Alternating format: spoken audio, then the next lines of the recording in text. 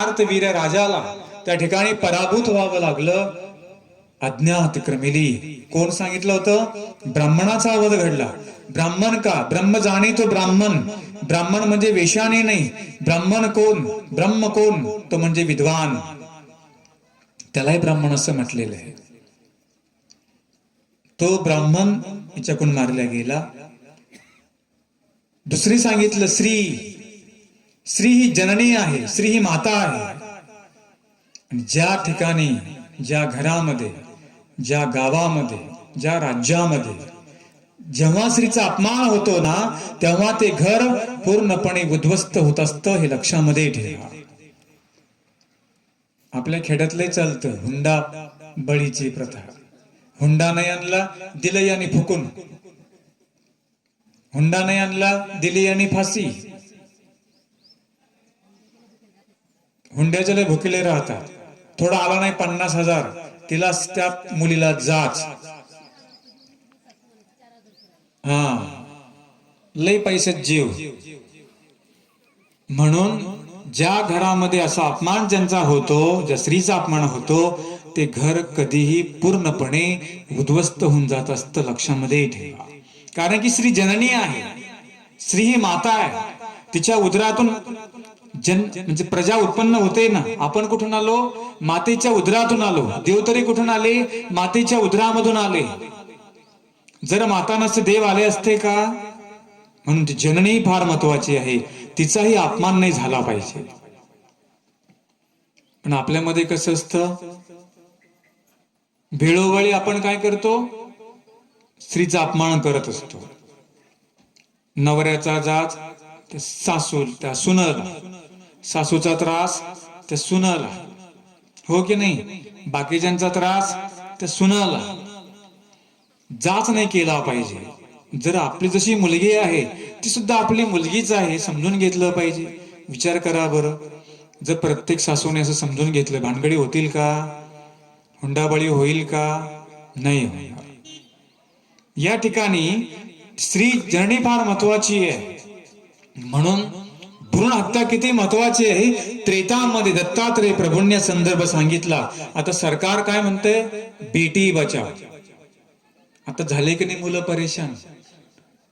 चांगले झाले 40 वर्षाचे, पोरगी भेटत नाही. तुम्हीच चुका केल्या. गर्भातल्या पोळी गर्भामध्ये मारल्या. पोरग पाहिजे, पोरग पाहिजे. कशाला? डोक्यावर बसायला तुला पोरग पाहिजे का? तुला पोरगी चालत नाही का? तुला प्रियसी पाहिजे, तुला बायको पाहिजे, तुला मावशी पाहिजे. हो की नाही? मग पोरगी चालत नाही का? डॉक्टर कडे जायचं. काय आहे? मूर्खपणा करू नको. काही राहू दे, आलं देवाने ते घे. खेड्यात तर लय प्रथा येड फॅड या गोष्टींच. नको नको. काही ठिकाणी मला ऐकायला भेटलं की त्या मुलासाठी काही मुली गर्भामध्ये मारल्या गेल्या.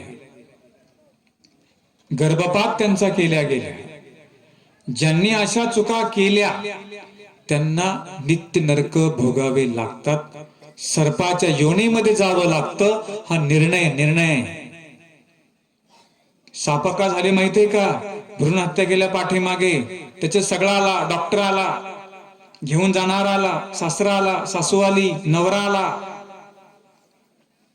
ऑपरेशन कोणी केलं? डॉक्टर आला. होतो किंग कोब्रा, एक होतो अस्सल नाग. हा, निर्णय लक्षात ठेवा. जर का अशा घोडचुका ज्यांनी केल्या जे पुढे करतील, तुमच्या कुणाला चुकणाऱ्या नाही. म्हणून जे दिलं देवाने ते समाधान माना.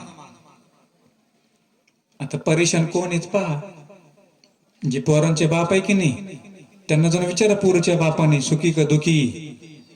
ते काय म्हणते? बर रे बाबा, तुला पोरी आहे. मी नारळ बांधला पस्तावले रे म्हणे आंबाळीच्या बाबा. इथंच घेऊन गेले पुन्हा इथं रडत बसले पुन्हा येऊन.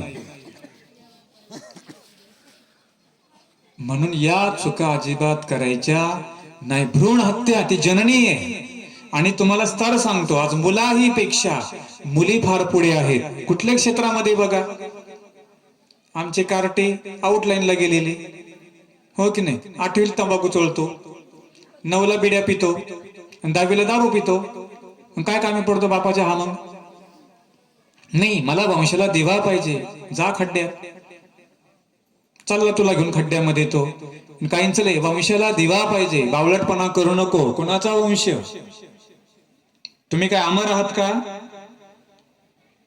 आता हे आम्ही संन्यास घेतला, आमचं काय वंश काय राहिलंय का? म्हणून ही डोक्यातलं फॅड काढून टाका.